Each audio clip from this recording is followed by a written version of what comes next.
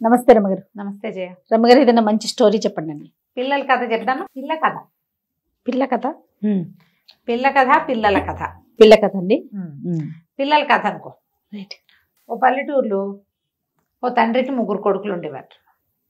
తండ్రి వెళ్ళిపోతూ ఇల్లు వాకిలి పిల్లలకి అప్పచెప్పాడు. పెద్ద అన్నదమ్ములు ఇద్దరు ఒక రకంగా ఉండేవాళ్ళు. వాళ్ళు తల్లి ఉన్నాడు, తల్లి ఉంది. తల్లి ఉన్నా కూడా తల్లికి ఇదేమీ లేదు పాపం. వీళ్ళు ఏం చేశారు, ఒరే ఆస్తి పంచుకోమన్నాడు రా నాన్న, ఇల్లు వాకిలి మేమిద్దరం చెరసగం పంచేసుకున్నాం, ఇంట్లో ఏమైనా మిగిలిన ఉంటే నువ్వు తీసుకోమన్నారు. పిచ్చి వెధవ ఆఖరివాడు పాపం. వాడు ఏం చేశాడు, ఆ ఇల్లంతా వెతికి ఇల్లు ఖాళీ చేసేశారు. వీళ్ళు అన్ని సామాన్లు తీసేసుకున్నారు, పంచేసుకున్నారు.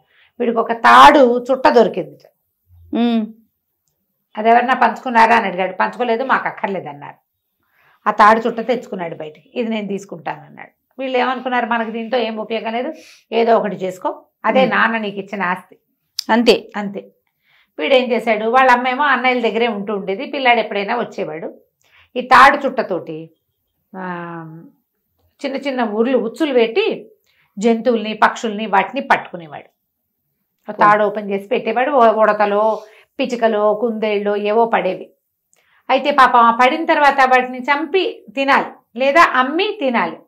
వీడికి ప్రాణం ఒప్పేది కాదు ఆ పని చేయటానికి. వాడు ఏం చేసేవాడు, చిన్న చిన్న గూళ్ళు లాంటివి తయారు చేసుకుని ఆ తాళ్ళతోటి అక్కడ ఇక్కడ ఉన్న పుల్లలతోటి వాటిని అందులో పెట్టుకునేవాడు. ఓకే. కొన్నిటిని బాగా గోల పెట్టిన వాటిని వదిలిపెట్టేసేవాడు. ఏదో కాయా కసరు ఎవరైనా పెట్టింది తింటూ ఉండేవాడు. కానీ ఉచ్చులు పన్నటం మాత్రం బ్రహ్మాండంగా వచ్చు. వాడికి ప్రాక్టీస్ అయింది. తాడు చుట్ట ఉంది కదా, ఆ చుట్టతోటే చేసేవాడు. అయితే ఏం చేశాడు, అన్నిటినీ వదిలిపెట్టేసినా వాడి దగ్గర ఒక ఉడత, వాడి దగ్గర ఒక కుందేలు, రెండింటిని మాత్రం ఉంచుకున్నాడు చక్కగా. తర్వాత ఏం చేసేవాడు, ఆ ఊరు ఈ ఊరు తిరుగుతుండేవాడు. ఊళ్ళోనే అంటే అడవిలోనే ఆ పక్కకి ఈ పక్కకి తిరిగేవాడు. ఒక రోజున ఏమీ పడలేదు వాడికి. సరే, దూరంగా ఉన్న చెట్ల మీద బోల్డ్ అని పక్షులు కనపడుతున్నాయి. ఈసారి పక్షులు పట్టుకుని ఎక్కడైనా అమ్ముదాం అనుకున్నాడు. ఆ పక్షులున్న చోటు దగ్గర ఒక పెద్ద చెరువు ఉంది. అక్కడికి ఎవరు వెళ్ళేవాళ్ళు కాదట. వాళ్ళ నాన్న చెప్పేవాడు. కాకపోతే వీడికి ఇప్పుడు నాన్న లేడు కదా, పిల్లాడేదో ఆటకాయతనంగా పోయేవాడు. ఓ 16 ఏళ్ళు ఉంటే 18 ఏళ్ళు వాడికి. వాడు అటు పోయాడు. వెళ్ళి ఏం చేశాడు, ఒక పెద్ద గుహ లాంటిది కూడా ఉంది ఆ చెరువు పక్కన. పెద్ద పెద్ద చెట్లు ఉన్నాయి. ఆ చెట్ల దగ్గర చిన్న చిన్న తాడుని సన్నగా విడదీసి చిన్న చిన్న ఉచ్చులు పెడుతున్నాడు పక్షుల కోసం. వీడి దగ్గర 2 గూళ్ళు ఉన్నాయి కదా, చేత్తో పుచ్చుకు తిరుగుతాడు. ఒక దాంట్లో ఓ ఉడత, ఓ దాంట్లో ఓ కుందేలు పడ్డాయి. వాటిని పెట్టుకున్నాడు దగ్గర. ఇంతలో ఏమైంది, వీడు ఉచ్చులు పని వీడి పని వీడు చేసుకుంటుంటే ఒక ఎలుగుబంటి వీడి పక్క నుంచి వెళ్ళి ఆ గుహలో కూర్చుంది. ఓహో. దాన్ని చూశాడు. కానీ అది వీడిని ఏం చేయలేదు. దాని దారిని అది పోయింది. అదేదో తేనె పట్టు చిన్న నాక్కుంటుంది. అది పుచ్చుకుని పోయి లోపల కూర్చుంది. ఊరికే ఎండ లేకుండా కూర్చుంది అనమాట. అయితే వీడి తాళ్ళు, చెట్ల మీద తాళ్ళు వేస్తుంటే వీడికి ఎవరో తనని చూస్తున్నట్టు అనిపించింది. తీరా చూస్తే ఆ చెరువు లోపల నుంచి ఓ పిల్లాడు ఒకడు ఇట్లా గట్టు మీద చేతుల నుంచి వీడికేసే చూస్తున్నాడు. వీడు ఎవరా అని ఆశ్చర్యపోయి వాడికి గుర్తొచ్చింది. వాళ్ళ నాన్న చెప్పాడు, ఈ చెరువులో ఒక జలరాక్షసుడు ఉన్నాడని, వాడి వైపుగా వచ్చిన వాళ్ళని అట్రాక్ట్ చేసి వాళ్ళ దగ్గర ఉన్న బంగారం అంతా డబ్బంతా లాగేసుకుంటాడని. అప్పట్లో కాగితాలు లేవు కదా మనలాగా, కాయిన్స్.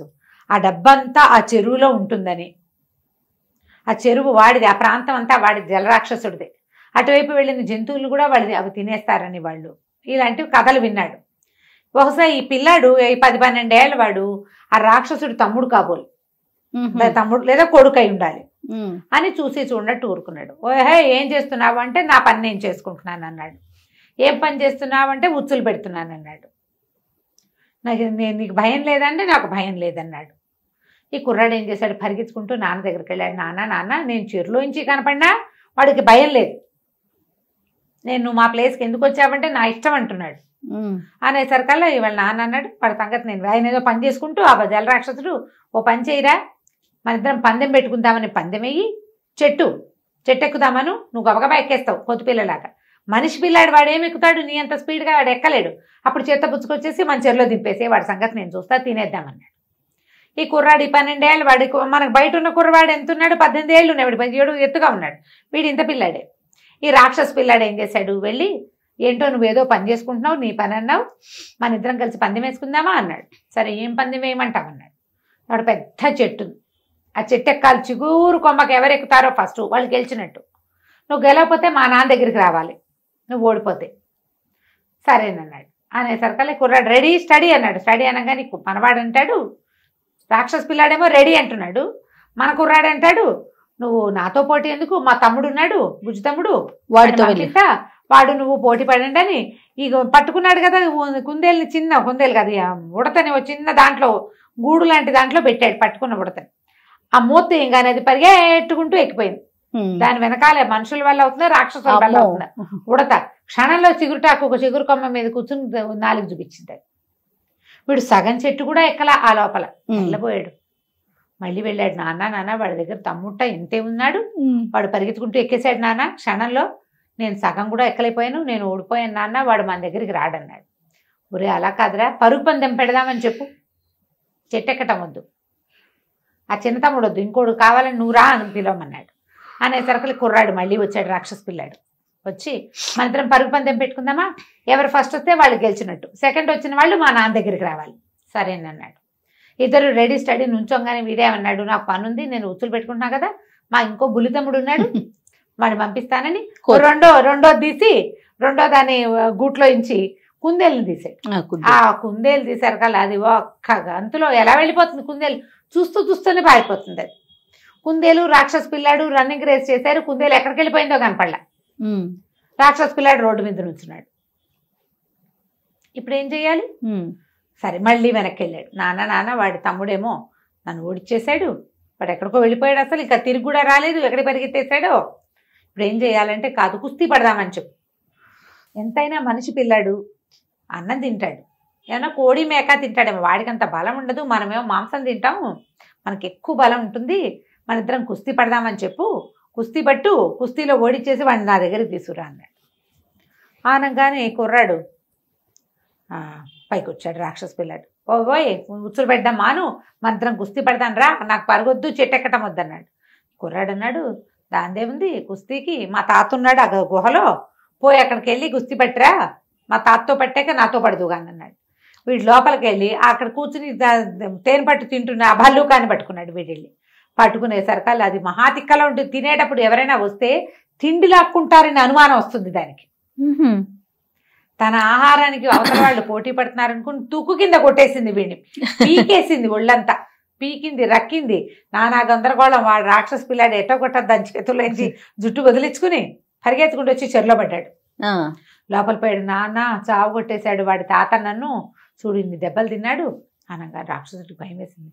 ఒరే వీడి తమ్ముడే చెట్టెక్కేస్తాడు, ఓ తమ్ముడు పరిగెత్తేస్తాడు, తాత కొట్టేస్తాడంటే వీడికి ఎంత బలం ఉందో. అక్కడి నుంచి పైకి వచ్చాడు. పైకి వచ్చి, బాబు ఇక్కడి నుంచి వెళ్ళిపోవా, నీకు కొంచెం ధనం ఇస్తానన్నాడు. ఎంత ఇస్తానన్నాడు. వాడు తెచ్చి ఒక గుప్పెడు పోసాడు. ఎంత ఇస్తాను, దీంతో నేను వెళ్ళనన్నాడు. మా తమ్ముళ్ళు ఇద్దరిని పిలుస్తా, మా తాతని పిలుస్తా అంటాడు. ఆ రాక్షసుడు ఇంకో ముద్ద, ఇంకో సుద్ద, ఇంకో ఇది, ఇంకో సంచి పట్టుకొచ్చి తెచ్చి చివరికి, బాబు నీకు దండం పెడతా, మేము ఆ డబ్బులు ఏం చేసుకుంటాం, ఏదో ఉంటుందని ఉంచాను అంతే, మొత్తం ఇచ్చేస్తానని చెరులో వాడు చేర్చిన ఎన్ని వందల సంవత్సరాల నుంచి చేర్చాడో మొత్తం తీసుకుల కొద్దీ ధనము బంగారము మొత్తం తీసుకొచ్చి బోర్లిచ్చాడు. ఇదంతా మూసుపోనైనా నీ పుణ్యం ఉంటుంది, నువ్వు మాత్రం మళ్ళీ రాబాక, ఇక్కడికి మా ప్లేస్ దగ్గరికి రావద్దు, ఈ పైన ఉండే పిట్టలు పిచ్చుకలే మాకు ఆహారం, మేము హాయిగా ఉంటున్నాం, మా ఇల్లు ఇది అనేసరికల్లా వీడు అలాగే నవ్వుకుంటూ ఒక 4 సంచులతో మూట కట్టుకుని దాన్ని ఆ ధనం అంతా మూసుకుని తీసుకుపోయాడు ఇంటికి. ఈ డబ్బంతా చూసారుక అన్నయ్య వాళ్ళు ఆశ్చర్యపోయారు, వాళ్ళ అమ్మ ఆశ్చర్యపోయింది. అన్నయ్యలు ఇద్దరు అడిగారు, బొరి నాయన ఎలా వచ్చిందిరా ఇంత డబ్బు నీకు, ఏం చేసావు అంటే ఈ తాడుతోటే వచ్చిందన్నారు. తాడుతోటి కదా వచ్చింది అనగానే వాళ్ళు ఏమన్నారు, ఒరే నీకు మీ డబ్బుల్లో రూపాయి వద్దు, ఆ తాడిచ్చేయి మాకు. వాళ్ళు వీడు తెలివి తక్కువ వాడని వాళ్ళ ఉద్దేశం, ఎందుకంటే తమ ఇల్లు వాకిలి పంచుకున్నారు. తమ్ముడు ఒక్క తాడు తీసుకున్నాడు, వాడికి తాడుతోటే ఇంత వచ్చింది, వీడికి పిచ్చి పేదవకే ఇంత వచ్చిందంటే వస్తుంది తెలివైన వాళ్ళకి. ఈ తాడుతోటి ఏదో ఒకటి చేసుకుంటామని తాడు పుచ్చుకుని పోయారు. వీడు హాయిగా వాళ్ళ అమ్మతోటి సుఖంగా ఉన్నాడు, హాయిగా పెళ్లి చేసుకున్నాడు, ఇల్లు వాకిలి పొలం పుట్ర కొనుక్కున్నాడు, చక్కగా చిన్న సైజు జమీందారుగా ఆ ఊళ్ళో స్థిరపడ్డాడు. వాళ్ళ అన్నయ్యలు మాత్రం మళ్ళీ కనపడ్డా. కథ కంచికి మనం ఇంటికి. నమస్తే. నమస్తే.